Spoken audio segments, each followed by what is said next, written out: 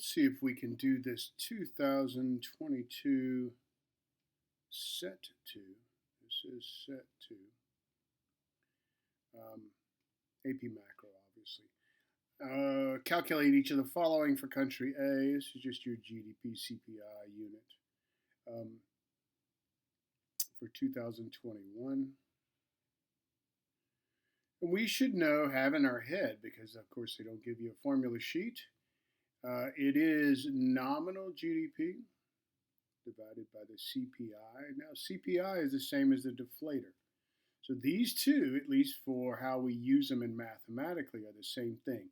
They could have said this was a price index. They could have called it a price index. That's the same thing also as CPI, as deflator. We all treat these the same thing. Are they different? Yeah, CPI is for consumer goods.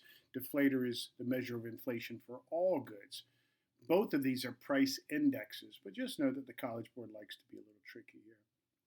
All right, so how do we find real GDP? It's nominal GDP divided by CPI times 100 would give us our real GDP. So let's see here, 88,000 divided by 200 times 100. I think that gives us what?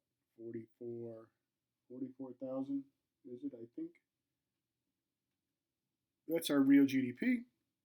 Easy enough. Then we need to do real GDP per capita. So per capita is just real GDP divided by population. So in this situation, our population is 110. And the math, I think, ends up being 440 divided by 110 would be 4.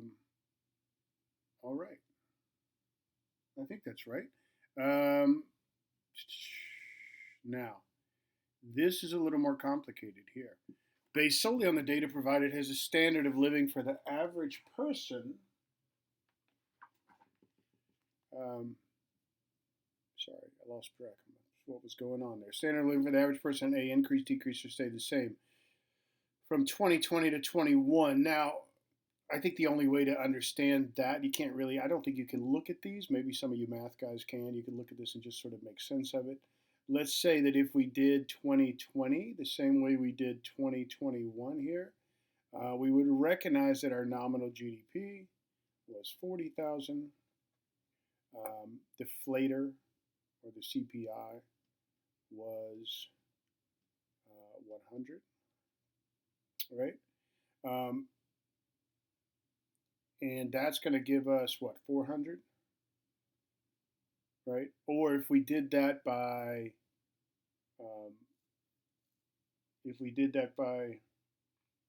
times 100, right? We got to remember our 100. That should give us 40,000. Now, 40,000 divided by the population, which would be 100 again. So this is real GDP, and then by per capita is going to give us a 4 again. So I think we can recognize that even though nominal GDP doubled, right, our population has gone up. With if taking prices into account, we can see that nobody's better off. Real GDP per capita has not changed, and we would just explain that in that real GDP per capita from 2020 to 21 did not change. Therefore, standard of living stayed the same. I hope that makes sense.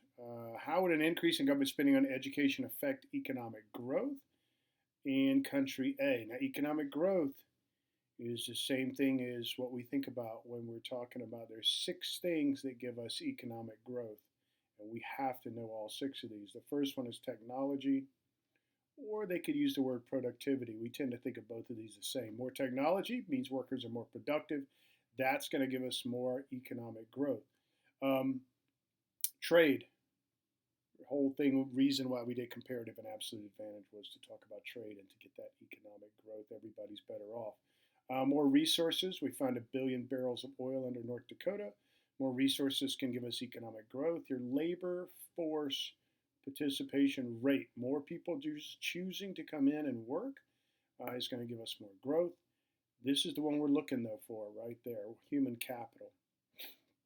Human capital is your skills, your education, your training, right? Anything that makes you more productive, right? So if you have more human capital, we're going to assume you're more productive in production. We tend to think a smarter population can produce more stuff. And then obviously number 6 is capital goods, right?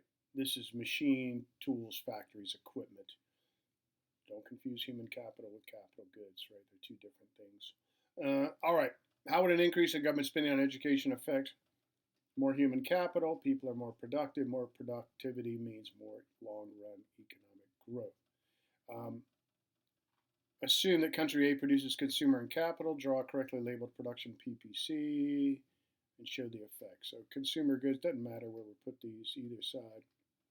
Capital, all we're looking to show here is to recognize that government spending on education gives us more economic growth.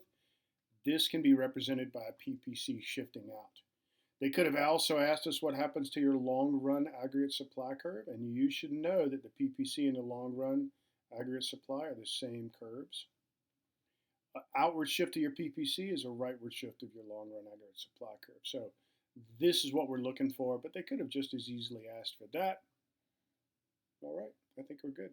All right, guys, be safe. You can find me on Wisean if you need any help. Keep working hard. Just look for Charles W. All right, take care. Be safe.